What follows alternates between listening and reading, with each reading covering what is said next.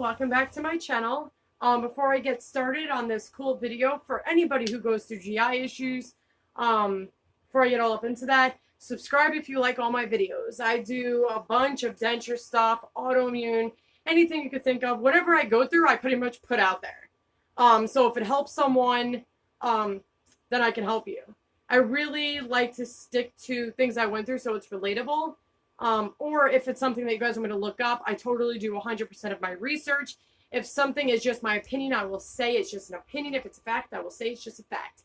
So subscribe if you want to see more of my stuff. If you like my videos, just click the like button so you can see more of them, and click the tiny little bell button and hit all. That is the most important part. If you do not click all, you will not get my notifications. And I mean, I do giveaways. And soon I'm actually going to do something that helps Raynaud's giveaways. So you don't want to miss out. So, okay, today I'm really excited to talk about this. Oh, by the way, Fresh and Bright, damn. I use that faithfully, and I mean, you see it, dude. Like, you see it, but that's a whole other different video. But, bam. My freaking smile is bright as shit. But I got this in the mail today. Thank God. Okay, for anybody that doesn't know what Sibo is, Sibo, it's called Small Intestine Bacterial Overgrowth. It helps when, like, say if you're severely constipated, and if you don't go to the bathroom, all that big bacteria totally builds up into your small intestines and stomach, and then you end up with small intestine bacterial overgrowth. I have it chronically, unfortunately. I do have an amazing primary that helps me when I need it. They don't wait to do the breath test. Now, the breath test is, like, no joke, takes hours to do. I think it's like every hour or so you have to breathe into this thing, and they're looking for hydrogen peroxide, which is caused by small intestine bacterial overgrowth, which is why it's a breath test. You literally can't eat. You can only drink water and sips, like, and it's hours spending at the hospital or doctor's office getting this shit done. So most doctors that I've ever worked with don't even wait for that damn test. If you've been diagnosed with it before, you pretty much know what it feels like, so you know when it is, so they just give you the antibiotics. The specific antibiotic that they choose to give you is rifaximin. It is specifically targeting for the GI system. It doesn't blow up your body like all the other antibiotics. This just targets bacteria and messed up shit that happens in your GI system. It is massively expensive. So it's really hard to get insurance to approve it. I have Medicaid and Silvercare. I have like Medicare too with it. And yeah, they don't like to approve shit. So you need a pre-authorization from your doctor, and they gotta like pretty much tell them, yo, like, why would we request this if she didn't really need it? Like, get it together. But if that one rifaximin doesn't work, you could do Cipro if you've not had C. diff before. Now, most antibiotics causes C. diff. Most of them do. Clindamycin, Cipro actually are the two gigantic ones, including amoxicillin, that will cause it, and you have a higher risk. So you do have to be careful. Make sure you guys do probiotics. I don't do the pills because they hurt my esophagus.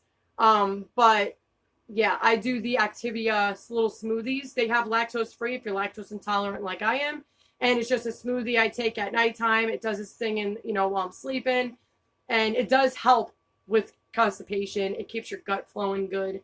It does all that stuff. Now, small intestine bacterial overgrowth, this is for beginners, people who are newly diagnosed.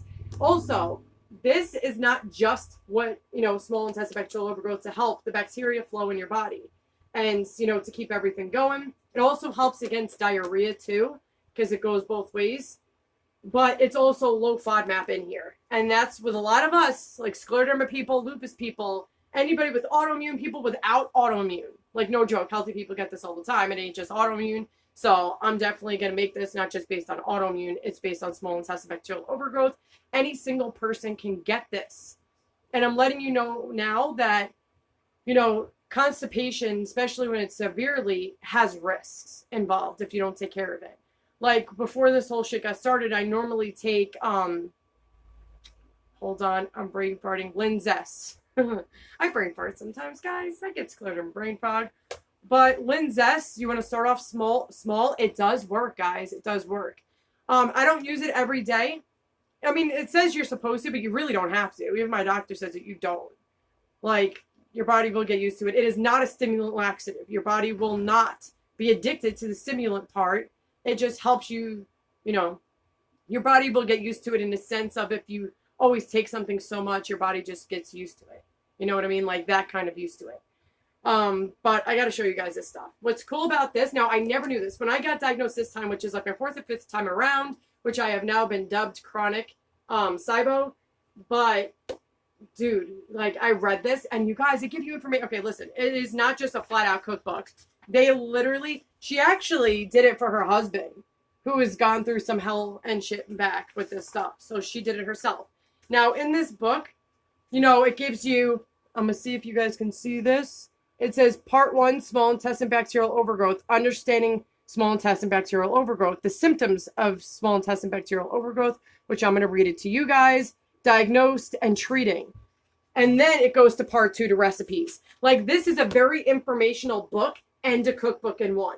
So all the people out there that have bad GI issues without even being diagnosed, you know, so many people, even with IBS, small intestine bacterial overgrowth is commonly caused by, you know, IBS. And you can actually get like watermelon stomach and gastroparesis and IBS because of this and all this crap because, you know, of all that. So, okay.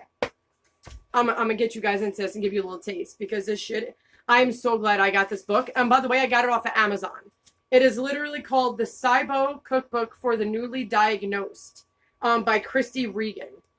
Now, this is awesome. I'm not going to read you the whole entire intro because we all don't want to be here for a year and a day later.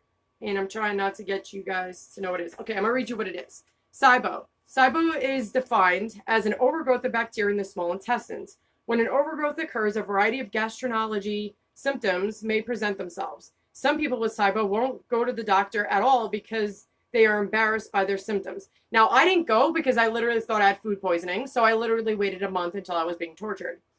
But, where am I? Do not think it is that serious or hope that the symptoms will go away on its own, which I did that. Don't do that. For those who do see a doctor, Sibo is still largely underdiagnosed facts. So people may be diagnosed with gastro issues or be told that they have to live with their condition. As more research studies are completed, the misdiagnoses go down in number. And it is a fact. People say, oh, you have gastritis. Sibo causes severe gas. So when doctors hear your stomach and hear gas, they call it gastritis. It's not gastritis, guys. It is very easily misdiagnosed. Stand your damn ground. You are your own best advocate, guys. Own best advocate. And you know, I have so much passion for this kind of video because I suffer with this all the time. I get it about 2-3 times a year. And I'm sure I get it more than that. But I just blow it off thinking, oh, I'm having a scleroderma flare-up, or I'm just having a shit-ass GI issue, or what the hell did I eat? Boy, I'm on a strict-ass diet. Yeah, sometimes I cheat, but that's not when I get my symptoms. Nope. This time, I gotta say, was the worst time I've ever had it. I don't want to read this whole kit and caboodle on you guys.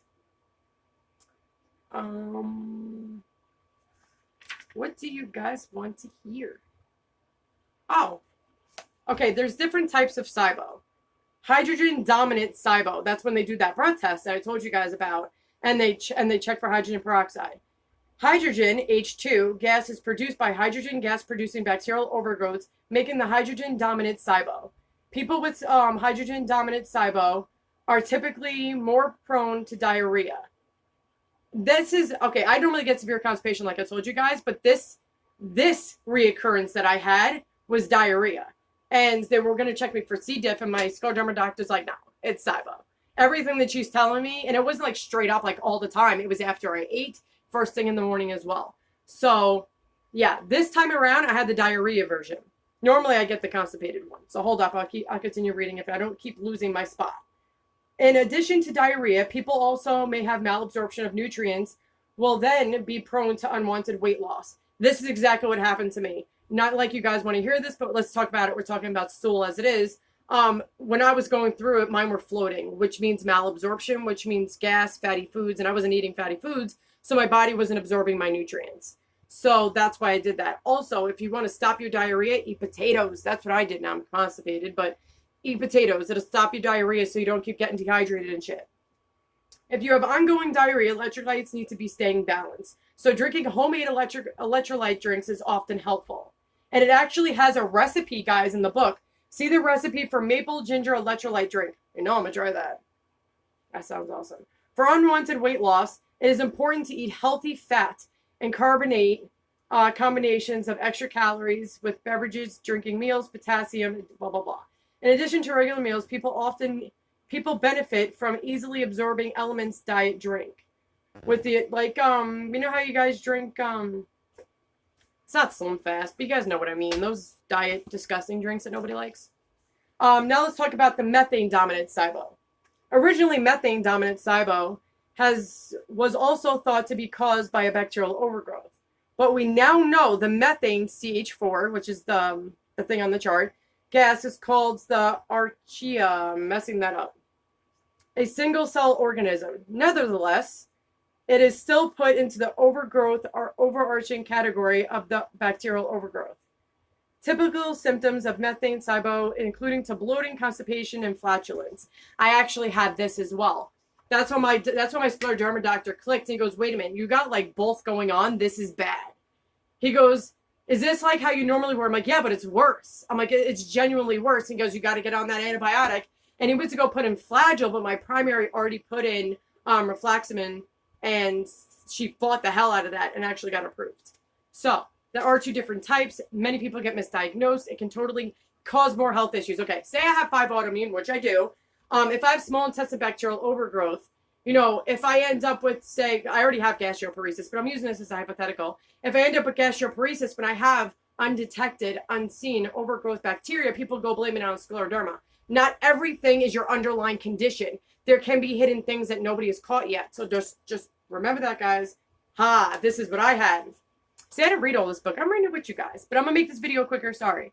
It says mixed type Sibo. The mixed type is both methane and hydrogen-related overgrowths are presented and needed to be addressed. If one is more presented and the symptoms are really low, the flatulent over time, if methane is more dominant and goes down when a treatment protocol is administered, sometimes the hydrogen goes up.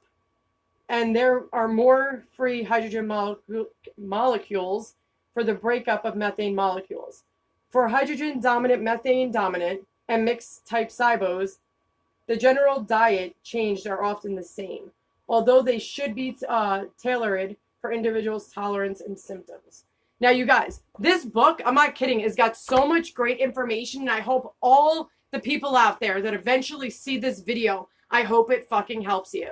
Sorry for my language, but I hope it genuinely helps you, because I didn't know about this, and I've had it so many times. I've been misdiagnosed so many times, guys, and I just want to help you. So this is what the book is called. If you want to click pause on the video, write this down ASAP. This is what it looks like. Get it? It breaks it down, guys. Like it genuinely talks about it. It's even understanding it, the digestive system. Like, it talks about everything that you can need to know. Common causes. Okay, this one I want to tell you guys real quick before I end this out. Sugar. Sugar feeds Sibo. Sugar feeds small intestine bacterial overgrowth. So does high carbs, because carbs break down to sugar when used too much carbs. I'm already on a low-carb diet, but I know sugar is my problem because of my coffee. It's the only where I get my sugar. I ain't giving up my coffee. Sorry, body, but I can't do it. I've done it before, and the migraines were insane. But I don't drink much coffee, maybe a cup or two a day.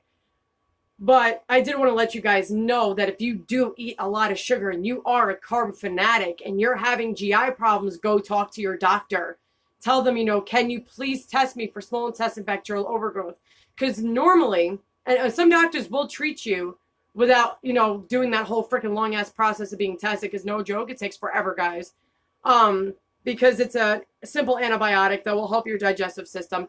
I always knew that I had this, and so do my doctors, because every time I'm on an antibiotic, I have the best GI system I've ever had in my life. Like, I tell them, like, yo, why is it when I'm on antibiotics, like that 5 months I was on antibiotics, my GI system was like golden. The second I got off of it, like, it just, like, what the hell? Like, so if you guys have better GI systems when you're on antibiotics, chances are you have Sibo and you need to be treated. Because when I was on clindamycin, which does not treat Sibo, it helped a little bit, but it exploded. So please, guys, get this book. Like, I'm not even joking. If you guys want me to do another video on this, because I do not want to make this too long, just comment below. I will do more information. I will read more to you, and I'll show you some recipes and stuff. But I know y'all don't like to watch long videos, so I'm just going to end it here. I hope you guys have a good day. God bless. Please be kind to each other. Stay safe. Be good, guys. Have a great day.